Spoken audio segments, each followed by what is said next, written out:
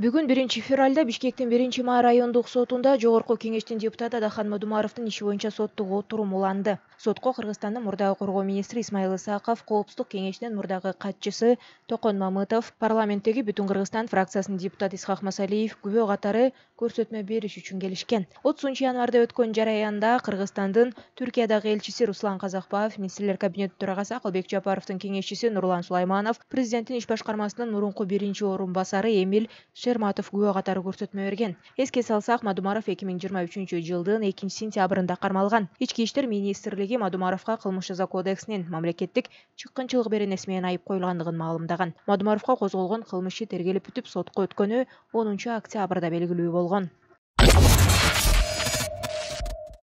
Бүгүн 2-февралда Бишкек шаардык соту Темиров Лайф редакциясынын кызматкери Айке Бейшекееваны 2 айга камакка калтыруу чечимин чыгарды. Соттун чечимине ылайык Бейшекеева 2024-жылдын 13-мартына чейин камакта болот. Ошондой эле бүгүн сот Темиров Лайф редакциясынын мурдагы кызматкери Жумабек Турдалиевдин кармалышын мыйзамдуу деп тапты. Турдалиев Жумабектин кармалгандыгы акыркы болуп, мыйзамдуу жана негиздүү деп табыштык. Бирок тилекке каршы бул чечим акыркы болгондуктан биз даттана албайбыз. Бирок кармалгандыгын дагы деле биз мыйзамсыз деп эсептей беребиз. Мындан ары себеби дегенде бул кийин соттун өкүмү, эгерде сотко кете турган болсо, соттун өкүмү чейин биздин жак сөзүбүздө да айтыла турган сөздөр болот. Бул ошол жактан дагы баа берилет. Себеби дегенде кылмыш жаза процесстик кодексинин 95-беренеси ылайык преюдиция деген бар. Ал жактан дагы биз өзүбүздүн далилдерди ушул азыркы чыккан чечимдерди карап, ага да баа бериле деп сурай алган укугубуз бар. Анан өзүңүздөр көргөндөй мына соттук отурумду видео тартпагыла, анан кийин чыккыла дегендери бул мыйзамсыз. Себеби дегенде Конституциянын 94-чү, 95-чи, 96-чы беренелеринде ошол сот бийлиги жөнүндө жоолор так көрсөтүлгөн. Аны биздин жогорку соттун төрагасы Замиров Курамбаевич айтып атпаймынбы? Журналисттер менен тыгыз байланышта иштеген эле. Бирок тилекке каршы өзүңүздөр көрдүңүздөр, тарттырбай, уруксат бербей, сот приставдарда чыккыла деп мындай жумалап өзүңүздөр көрүп атасыздар. Бул мыйзамсыз. Бул мындай жактоочулардын ишмердүүлүгүнө гана эмес, бул журналисттердин ишмердүүлүгүнө гана тоскоол жаратуу болуп эсептелет. Эске салсак, 17-январда Бишкектин 1-май райондук сотунун чечими менен Эркин медиада иштеген 11 журналист жана активист 13-мартка чейин Бишкектин номер 1-тергөө абагына камакка алынган. Ички иштер министрлигинин басма сөз кызматы милиция кызматкерлери тарабынан интернет тармагына мониторинг жүргүзүү учурунда айтайт десе жана Темиров Лайф аталышындагы баракчалардан массалык башаламандыктарга чакырык жасаган материалдар жарыялангандыгы тууралуу маалымат алынгандыгын, экспертизанын корутундусунун негизинде кылмыш жаза кодексинин 278 беренесинин 3-бөлүмү менен иш козголгондугун маалымдаган. Камчы Гүлбаевдин кудасы делген Рустам Турдиев абактан чыгарылды. Бул тууралуу 1-май райондук сотунун басма сөз кызматынан тастыкташты. Маалыматка ылайык, чечим 23-январда чыккан. Сотко анын баш каргоо чарасын өзгөртүү өтүнүчү менен УКМКнын тергөөчүсү кайрылган. Соттун чечими менен УКМКнын башкы тергөө башкармалыгынын тергөөчүсүнүн баш каргоо чарасын өзгөртүү жөнүндөгү өтүнүчү канааттандырылган.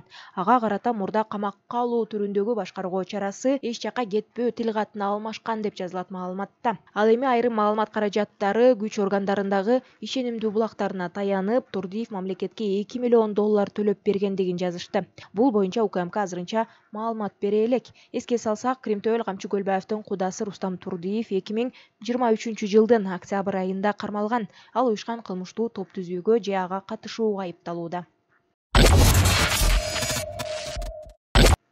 Жогорку кеңештин жыйынында депутат Камила Талиева 3 жашар кыздын өлүмүнө айыпталып кармалган анестезиологдун үй камагына чыкканын сынга алды.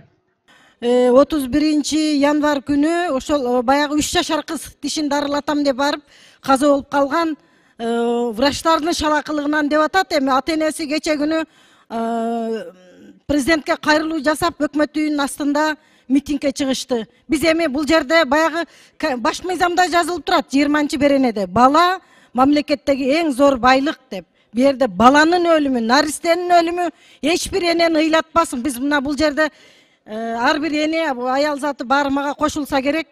Энеси ыйласа жанында киши чыдап тура албайсың. Ошон үчүн ушул маселени тыкыр караганга чакырат элек.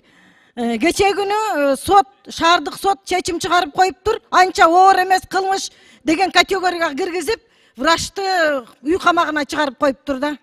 Бул эми наристе өлүп атат, адам өлүп атат. Бул кандай анча оор эмес кылмышка кирет. Ошон үчүн биз эне катары суранабыз, президенттен да суранабыз. Ушуну жеке өзүнүн көзөмөлүнө алып, бул маселени дыккат караш керек.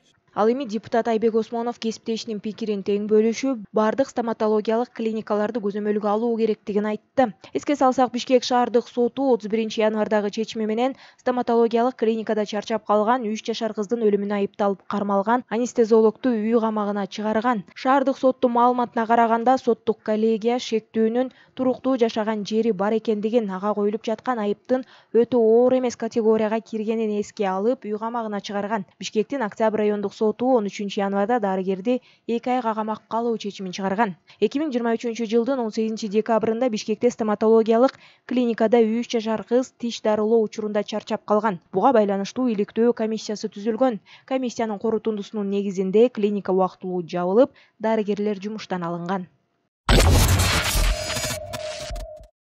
Бүгүн 1 февралда эне жана баланы коргоо улуттук борборунун трансплантология бөлүмүндө 22 жаштагы бейтапка биринчи акысыз бөйрөк алмаштыруу операциясы жасалды. Бул тууралуу Саламаттыкты сактоо министрлигинен кабарлашты. Маалыматка ылайык, биринчи этапта донордун бөйрөгүн алуу операциясы жасалып, андан кийин бөйрөк реципиентке трансплантацияланган. Бөйрөктү алуу операциясы 2 саатка созулуп, бөйрөктү алмаштыруу операциясы да ошончолук убакытка созулду деп айтылат билдирүүдө. Министрликтен билдиришкендей, бейтаптардын операциядан кийинки абалы туруктуу. Алар 2-3 күн реанимация бөлүмүнүн дарыгерлеринин көзөмөлүндө болушат. Андан кийин алар андан ары ден соолугун калыбына келтирүү үчүн трансплантология бөлүмүнө которулат. Операция Саламаттыкты сактоо министри Алымкадыр Бейшеналиевдин катышуусунда өттү. Эскерте кетсек, президент Садыр Жапаровдун Кыргызстанда трансплантология кызматын өнүктүрүү жөнүндөгү буйругун аткаруу үчүн, ошондой эле өнөкөт бөйрөк жетишсиздиги менен ооруган бейтаптардын жогорку технологиялык операциялык кийлигишүүлөргө жеткиликтүүлүгүн жакшыртуу максатында 2024 жылы 50 акысыз бөйрөк алмаштыруу операциясын